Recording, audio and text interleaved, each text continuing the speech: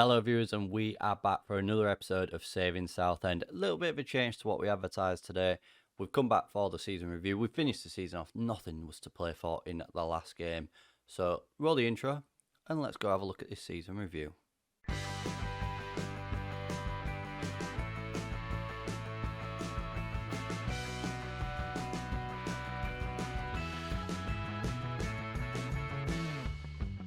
So after that Aston Villa game on Friday's episode, then viewers, we played 3 games following that. We had another 0-0 draw after that against Crystal Palace, which made it our 3rd 0-0 draw in a row.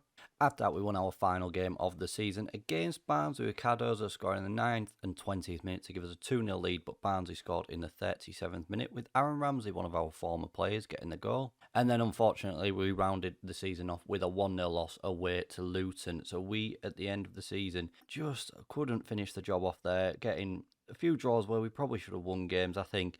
And unfortunately, that is what cost us in the end. But let's go have a look at the season review for the 2027-28 season. Not too many arrivals then this season, views. Only 3 permanent arrivals, which are Loic Mbesoy, Joe Lowe and Felix Numancia. has done the best out of those, with 10 starts, 3 appearances off the bench, 1 assist with average rating of 7.15.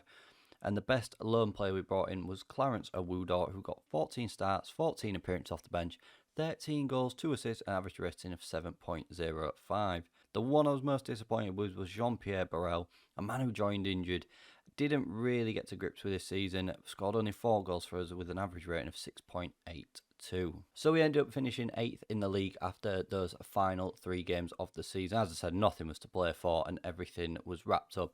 The board expected mid-table, and obviously we finished in the top half, just outside the playoffs. 8 points short. Hopefully next season, my aim secretly is to push on for those playoffs. The top goal scorer in the league was Cardozo with 15 goals. FA Cup, we were expected to meet the 4th round. Unfortunately, we got knocked out in the 3rd round by Derby County, where we lost 2-0. And in the Carabao Cup, the board wanted us to meet the 3rd round as the minimum target, and we ended up in the quarter-final, where we got knocked out by Burnley 4-1. But we had a really good win in there against Fulham to progress through to those quarter-finals. Top goal scorer in that competition was Clarence Awudor. The moments to remember then were our 4-0 victory over Crystal Palace. That was our biggest win of the season, with Awudor getting a hat-trick and Numancia getting 1. The match to remember was our 1-0 victory at the start of the season over Leeds United, with Cardozo scoring in the 66th minute. And the goal of the season came in that 4-0 victory over Crystal Palace, with Felix Numancia scoring in the 28th minute. Finances, then, it's a mixed spectrum here then, viewers. Sponsorship is up to £2.5 million. Broadcast revenue is down to 2.86 million. Corporate and hospitality is increased to 671,000. No competition prize money. I don't know if there's a problem with that, because we've reached the quarterfinals of the Carabao Cup, so I do not understand how we've not got any competition prize money. But hey ho. And match day commercial retail has gone up to £649,000. We sold 6,366 shirts, with the best-selling shirts being Cardozo, unsurprisingly, Shanley, Sweet, Mouthrin and Numancia, and we made £506,000 from shirt sales. And the best 11 of the season, average rating-wise, was Peacock, Farrell in goal, a back 5 of Dionge, Marshall, Stevenson, Medley and Mitchell, Azzopardi and Sweet in the middle, Malfour on the left, Cardozo on the right and Awudor leading the line.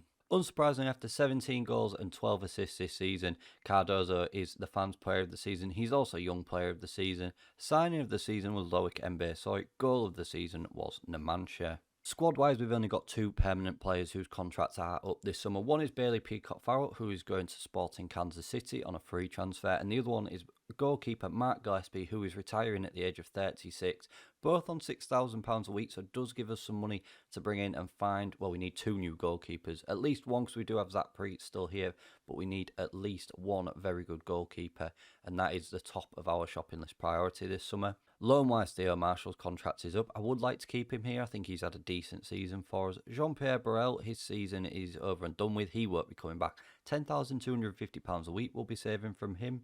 Ian Azzopardi, a man that I would have liked to have brought back, but unfortunately he has agreed to transfer to Lazio, so unless they put him on the loan list, he's unlikely to be here next season. Awudor, a man that started out very well and tailed off towards the end. 13 goals in 14 starts with 14 appearances off the bench, I don't think could be ignored, but I do feel as though he fell short a little bit towards the end of the season and didn't live up to his early promise.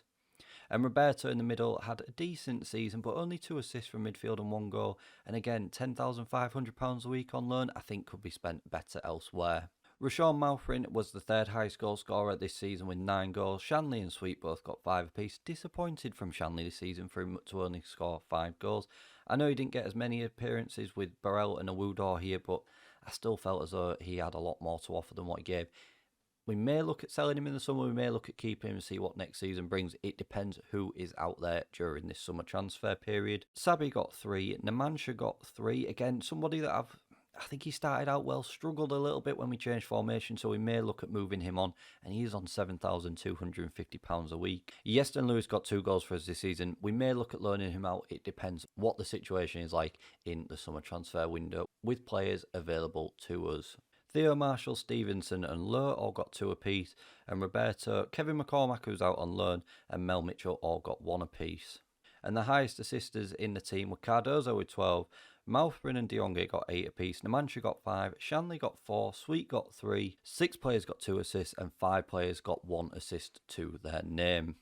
The board have given us their initial budget for next season, £170,000 a week to spend on wages and a transfer budget of £1.59 million. Currently we are spending £166,000 on wages, but as we know, a lot of those loan signings will go back and that gives us some more money to play with.